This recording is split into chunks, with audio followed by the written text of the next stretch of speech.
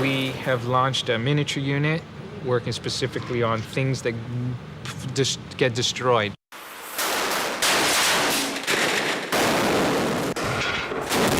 Things breaking, things smashing. We still do a good job at that.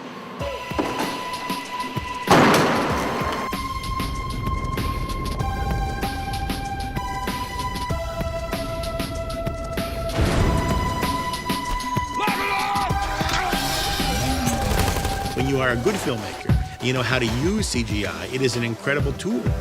Our team is essentially just working on the siege, which is recreate this entire underworld environment. The dock, the characters, the platforms, the subfloor, throwing in all of our thousands of sentinel swarms. The biggest CG battle that I've seen in a film. So it's a real mishmash of real art-directed physical objects, actors, digital creatures, miniatures, and computer graphics.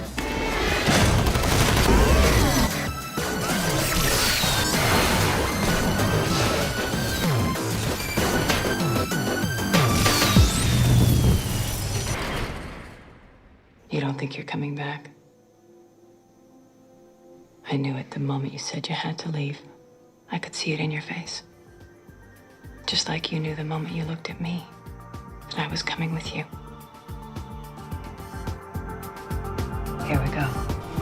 One of the things that I love so much about Trinity is just her complete and total love that she has for Neo and the belief that she has in Neo. And she's, not going to be told that, she can't do something. She's very proactive. She goes in there and finds a way.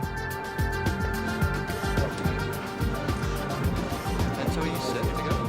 Yeah, give it to me right away. I want it. 3, 2, 1, go. Cut. Trinity and Neo sort of ascend while Morpheus and Niobe are descending. Right. The world seems to be coming to this, catastrophic end. It's beautiful. Lawrence is like bouncing a tennis ball back and forth and back and forth. He and I were out there playing tennis. Can we make it? We ain't come this far.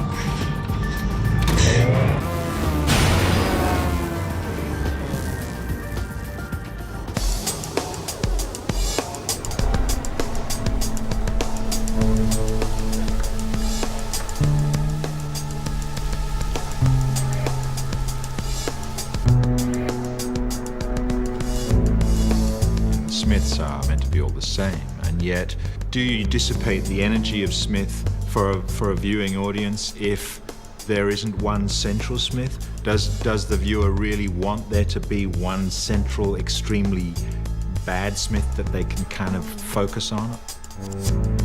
The whole Neo-Smith interchange all the way through is the key to the Matrix to me, and it really comes to a head in 3. It's a negotiation, right? It's a contest of will. They're opposites, and therefore they have to be together in life and death. They have equal power and equal strength, but one wants one thing and one wants the other. He expresses the desire to be all-powerful. He seems to be taking over the world. Yeah. And he seems to relish that. Mr. Anderson, welcome back. We missed you. It ends tonight. Super Brawl takes place in the street, in the air, and then in a building, and then in a crater.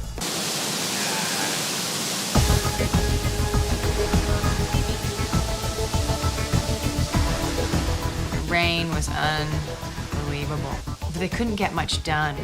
It was the highest example of da-da-da, cut, okay, set up. And a setup would take a long time. They'd have to dry the guys. But it was, that was crazy. That's a crazy scene. The challenge was getting a hell of a lot of water in and getting a hell of a lot of water out without flooding the whole studio. Matrix code was originally conceived to look like rain. It was supposed to look like water coming down the screen. So when you actually have rain, you of course want to allude to the Matrix code rain. So we wanted fat rain, which we ended up calling chubby rain, large nozzles and huge amounts of water. The rain was so heavy that it was hard to speak without starting to have bubbles and streams of water running out of your mouth. We did one little piece, we had like 78 takes, and then went back the next day and did another 15 or something like that.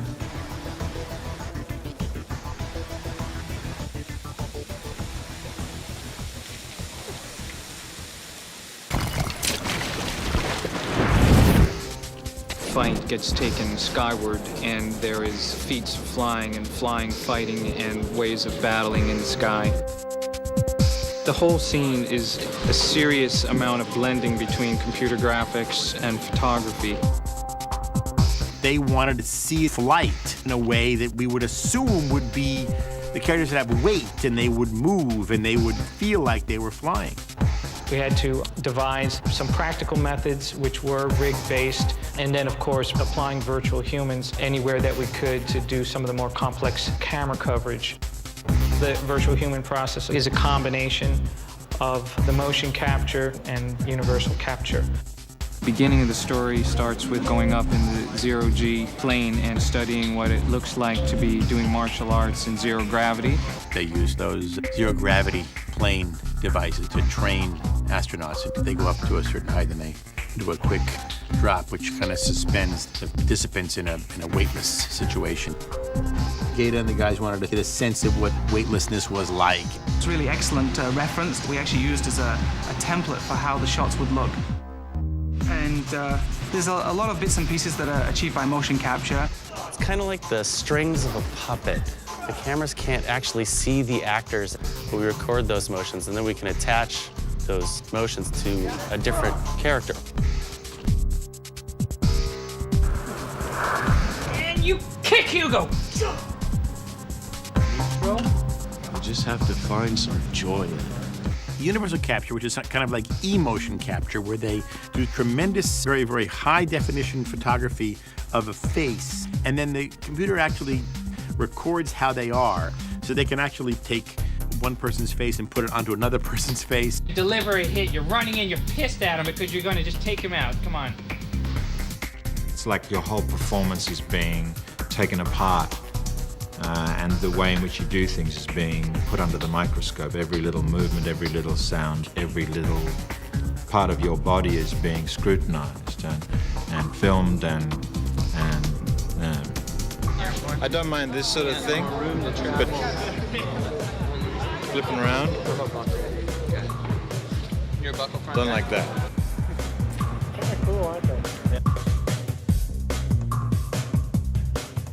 It just takes place all around you and above you and below you. It is everything every comic book reader or comic book fan has ever dreamed of.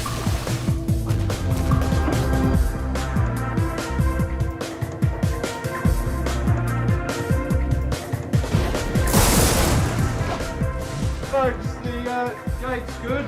So that would be a motion picture wrap on Morpheus, Lawrence Fishburne on Matrix Reloaded.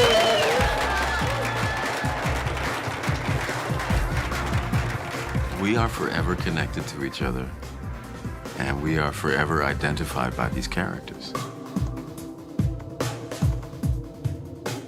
It's been a transforming experience. It's been so much learning, and it's been hard, wonderful.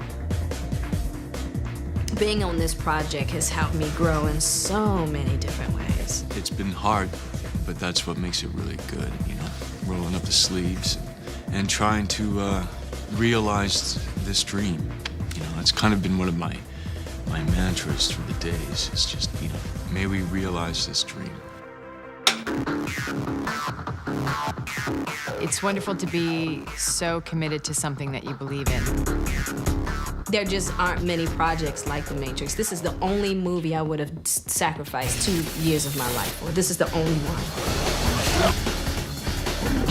People took the most extraordinary things out of the first one. This one will be no different. It's an evergreen. It's going to be around for a long time. A long, long, long, long time.